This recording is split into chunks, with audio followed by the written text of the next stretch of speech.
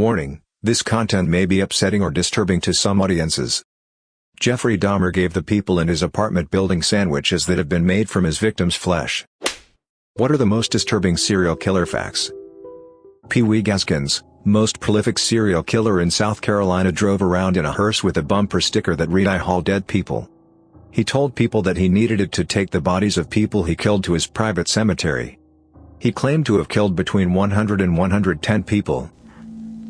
In the John Wayne G. case, there were so many bodies crammed underneath the house that the bodies melted together and the bones had to be sorted for more than 2 years to put together the full skeletons. Apparently, one of the ways he would de-escalate a police search for his victims was by calling into the police station anonymously and reporting a fake sighting of the victim.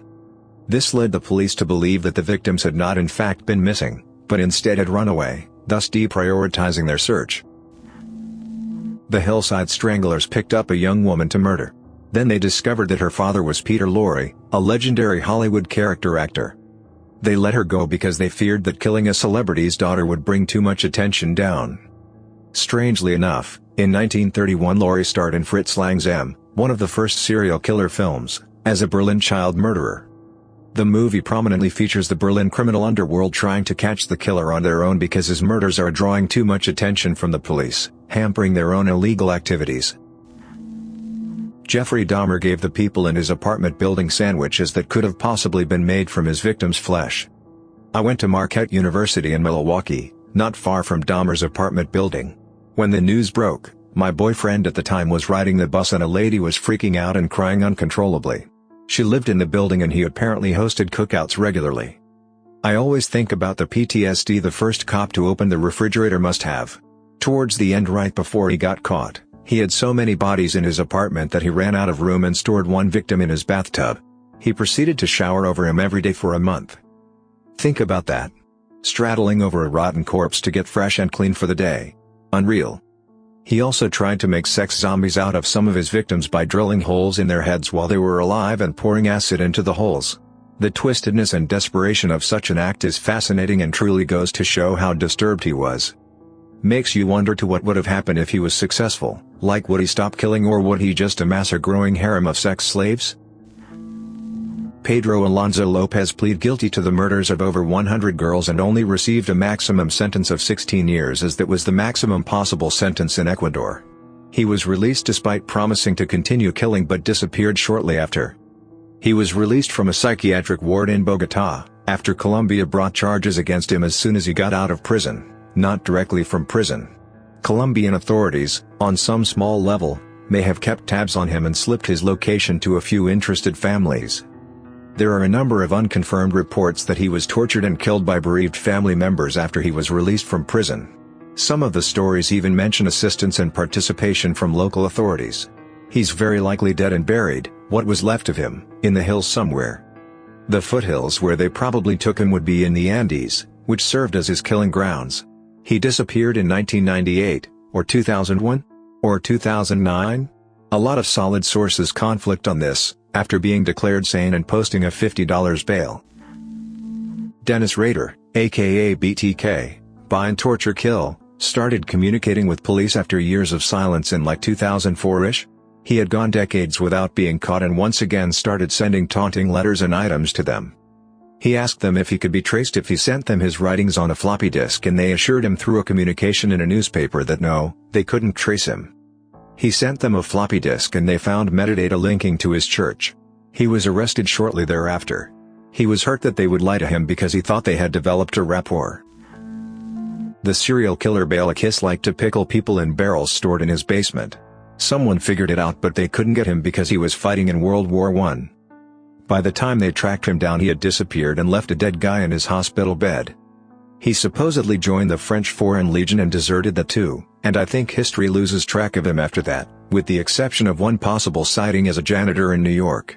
The janitor disappeared before anyone could confirm it. The Golden State Killer would often break into the homes of couples, making the woman tie up the man. He would stack dishes on the back of the man and threaten that if he heard the dishes fall, he would kill everyone in the house. Then he would assault the woman repeatedly and ransack the house for hours. At a community meeting about the molester, a macho man stood up and went on a rant about how a real man would never let such a thing happen to him or his wife. The killer proceeded to attack that man and his wife soon after, meaning he was attending the community meeting about himself. Dorangel Vargas killed and ate at least 10 people. He only ate men because he said their meat tasted better than women's. He also wouldn't eat fat people because he thought they contained too much cholesterol. Journalist Vlado Teniski was caught when he reported on his own crimes and included information that hadn't been released to the public and only the killer could know. Of the 4 women who disappeared, 3 were found displayed signs of being viciously assaulted, molested and tortured before being strangled to death with a phone cord. Though the police had initially revealed that the women had been strangled, they had not said with what. Noticing that Teniski had correctly named the specific type of phone cord used, they arrested him on suspicion of murder. After questioning him, they obtained a search warrant for his home. His house was filled with pornography, and notes about the crimes. He had been carrying out the murders, then writing about them in great detail for the paper, as if taunting the police. I am surprised we don't hear more about Robert Hansen in popular culture. He would kidnap women and turn them loose in the Alaskan wilderness, where he would then hunt them down like animals and kill them. He didn't have the highest number of victims, but his method of hunting them for sport is absolutely insane. He's not the only one to have done it. I forgot his name, but apparently a wealthy Mexican politician had the same approach. He once spared a girl and returned her to the street because she refused to run. Sadly, she was not believed and he killed several more before being arrested. When police eventually came to the house of Ed Gein, they found an absolute pigsty. Gein had been living alone since the death of his brother in a barn fire. It's speculated that Gein may have killed him, and had let much of the house go into disrepair. They found countless body parts from his various grave-digging excursions, including a bag of wilted female genitals and, of course, the infamous skin lampshade and half-finished woman's suit made of human skin. There were maggots living in old dishes in the kitchen. It was the type of disorganized mess that you would expect from a man who spent his nights completely disconnected from reality. All except one room. His mother's room upstairs remained pristine, except for dust that had collected, and seemingly untouched from the time of her death years earlier. He had such a fear or respect for his mother that he was afraid to set foot in her room long after she had died. He claimed to hear her voice criticizing him from time to time. This was the central experience that inspired Norman Bates' character to maintain his mother's home and image in Psycho. Also a fun fact about Gein, in Taxi Driver, Travis Bickle makes an offhand comment when leaving a diner that he had a cup of coffee and a slice of apple pie with cheese on top. In exchange for details to investigators after his capture, Gein requested the same meal. Albert Fish would stick needles into his pelvis when he was masturbating. Stick them so deep sometimes they would get stuck. He told this to police. They didn't believe him until they saw the X-ray. He had so many, and had been doing it for so long, that there were needles decomposing inside him. He knew he was messed up, knew what he was doing was wrong. His kids caught him doing some crazy things, too, on several occasions. He loved to get spanked and eat feces and drink urine.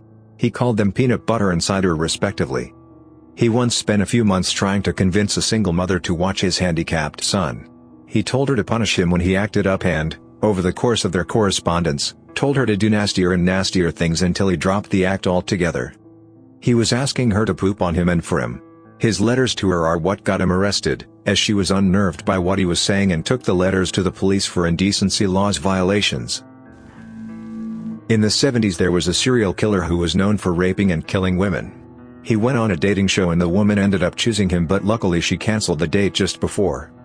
He also defended himself in court using different voices. It's hilarious, creepy and sad all at the same time. His name is Rodney Alcala. You can find a video on YouTube. It's really creepy. Dennis Rader, aka BTK, Bind Torture Kill, started communicating with police after years of silence in like 2004-ish. He had gone decades without being caught and once again started sending taunting letters and items to them. He asked them if he could be traced if he sent them his writings on a floppy disk, and they assured him through a communication in a newspaper that no, they couldn't trace him. He sent them a floppy disk and they found metadata linking to his church. He was arrested shortly thereafter. He was hurt that they would lie to him because he thought they had developed a rapport. John Norman Collins used to pick up women on his motorcycle. The bodies of his victims, women, used to be dumped here and there, but they were always washed. Turns out he only killed women who were on their period. Also, he was referred to as John Norman Collins during his trial, He later changed his last name to Chapman, because there was a lawyer in town whose name was John Collins, and this was a way to distinguish between them. Brazilian serial killer Little Petey murdered over 40 people in prison. He began by murdering the gang that killed his girlfriend and then stabbing his father, who was in prison for killing his mother, during a visit. He was well liked because he was considered a sort of vigilante avenger, despite killing indiscriminately within prison, no difference between drug possession and a murderer. Because of Brazil's odd sentencing laws, he could only serve a maximum of 30 years, and is currently a YouTuber and ranch hand. Many years ago I read the entire police report on the Green River Killer. I was fascinated by his attempts to cover his tracks by buying new car tires and destroying shoes and getting new ones after murders, to avoid leaving traceable tracks behind. Also fascinating that he took the jewelry off his victims and left it in the ladies' restroom at his workplace and got off on seeing the found jewelry on various women around the office. Edmund Kemper, also known as the Co-Ed Killer, committed a series of murders in California before finally killing his abusive mother, at which point he drove to Arizona, called the police, confessed to everything, and waited for them to pick him up at the payphone. He provided intimate details of the case before he could get representation, so there was no way to get out of being found guilty for his crimes. In court, a lawyer asked him what he felt was a just punishment for what he'd done. He thought about it and replied, "Death by torture." To this day, he declines to attend parole hearings, and has repeatedly asserted that people like him do not belong in society. Ted Bundy worked at a suicide hotline center with author Ann Rule. He actually did a good job as a volunteer according to Rule and successfully talked people out of suicide. He would also walk her to her car at the end of their late-night shift to make sure she was safe. She said he was concerned for her safety because they worked a late shift, and according to him there are a lot of weirdos out there. She also said that she saw no signs of him being a killer, and when he was first arrested she didn't believe he could have done it. Many victims did survive David Parker Ray, the toy box killer, but did not remember it, as he would kidnap victims. He used them as sex slaves for a few months, drugged them, and cleaned them thoroughly before dropping them off unconscious at the side of the road hundreds of miles away. Only some women picked up by him were killed, still more than enough to be classified as a serial killer. Issei Sagawa, a cannibal who was caught in France and pronounced insane. However, after going to a mental asylum in Japan they declared him as being sane. He checked out straight after. He's still free to this day if I remember correctly, and in interviews has stated that he may kill and eat human flesh again. While I was watching the interviews I felt beyond unsettled. Really doesn't make me feel better that he is still out there. Gary Ridgway. The guy got away with life in prison by giving away the spots where his victims were buried and made the police take him back to the sites to relive the crimes over again. In court videos he just sits like a deer in the headlights as families of his victims tell him he'll burn in hell and other very nasty things, understandably. But the father of one of his victims was hardcore Christian, and he got up to the stand and said, "Despite everything you've heard today, I believe in Jesus Christ's teachings and he believes in forgiveness, and sir, I forgive you." And it brought the serial killer to tears, to which the judge told him he didn't have a right to fake any form of guilt, which he clearly didn't have. Richard Kuklinski killed a man and left his body in an oil drum outside of a diner just to see how long it would take for someone to investigate. He would order sandwiches from the place and sit on the drum while he ate. He also made a clicking noise with his mouth when he was angry. If you heard that, you were as good as dead.